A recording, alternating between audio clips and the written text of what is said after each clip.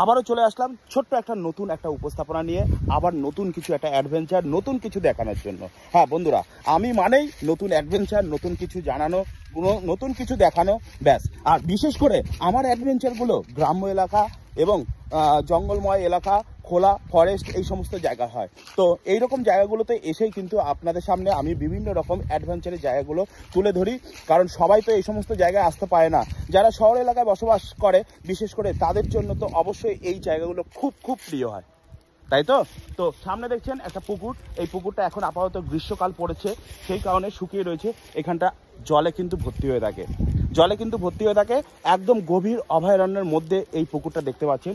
এখানে কিন্তু বিভিন্ন রকম তখন মাছ থেকে শুরু করে বিষাক্ত প্রাণী, সাপ থেকে শুরু করে আরও বিভিন্ন রকম, এবং এই খোলা অভয়ারণ্যের মধ্যে কিন্তু বন্য যে শুয়োর বলে সেই শুয়োরও কিন্তু আছে বিভিন্ন রকম, এবং শিয়াল থেকে শুরু করে আরও সমস্ত কিছু। এখন ঘটনা হচ্ছে এইটাই কি বলার জন্য আমি এই উপস্থাপনাটা শুরু করেছি আপনারা ভাববেন, একদমই না। অবশ্যই নতুন কিছু একটা দেখানোর জন্য সর্বদা আমি আমার উপস্থাপনাগুলো আপনাদের সামনে তুলে ধরি। তো এইরকম জায়গাগুলো আপনাদের ভালো লাগে নাকি অবশ্যই কমেন্ট বক্সে একটু কমেন্ট করে জানাবেন, তাহলে আপনাদের জন্য এরকম উপস্থাপনাগুলো আরও তুলে ধরতে পারবেন। চলুন এইবার সেই অ্যাডভেঞ্চারের জায়গাটা আপনাদের বলি যে অ্যাডভেঞ্চার এবার কি দেখাবো। হ্যাঁ বন্ধুরা, এই যে উপরে দেখছেন, এই যে উপরে যে গাছটা দেখছেন, এই গাছটা কি নাম? এই গাছটা কি নাম আমি জানি না, আপনারা কখনো দেখেছেন নাকি এই গাছটা? তো এই গাছটাই হচ্ছে আজকের অ্যাডভেঞ্চার। চলুন একটু সামনে যাই, গিয়ে দেখাচ্ছি। একটু সামনে গিয়ে আপনাদের দেখাচ্ছি যে গাছটার গুড়িটা কত বড় আর গাছটা কিরকম। আর গাছটার নামটাই হচ্ছে আপনারা শুনে জাস্ট অবাক হয়ে যাবেন। এই যে গাছটা, এই গাছটা কি নাম হতে পারে? এই গাছটার নাম শুনলে আপনারা অবাক হয়ে যাবেন বন্ধুরা। দেখুন গাছের গুড়িটা দেখুন, ও মা, ও মাই গড, ও মাই গড, গাছের গুড়ি দেখুন কত বড়। কি দারুণ লাগছে এরকম উপস্থাপনাগুলো, এই জায়গাগুলো। হ্যাঁ বন্ধুরা, এইবার আপনারা সেই নামটা শুনতে পারবেন এই গাছটার, যে এই গাছটার অ্যাকচুয়াল নাম কি। চলুন আপনাদের একটুখানি উপরে তুলে আবারও একটুখানি উপরের পোর্শনটা দেখিয়ে দিই। আমি অনেকটা ডিপে নেমে এসেছিলাম, এবার উপরে উঠে এসে পড়েছি।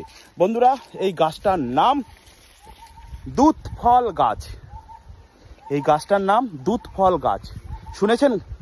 আপনারা দেখেছেন?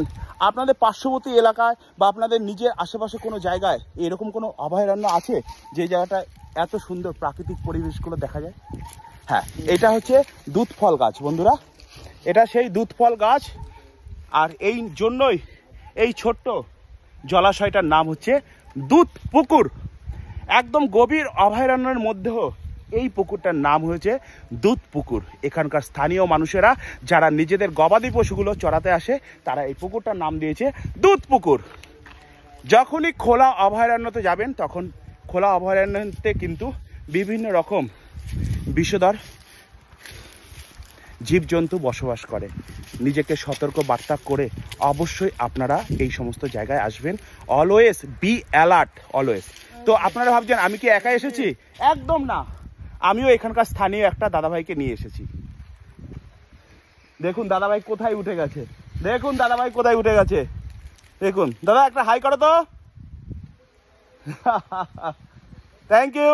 ভালো লাগলে অবশ্যই লাইক কমেন্ট শেয়ার করে একটু পাশে থাকবেন, আর একটু অন্যদের দেখার জন্য একটু ছড়িয়ে দেবেন উপস্থাপনটা। ধন্যবাদ বন্ধুরা।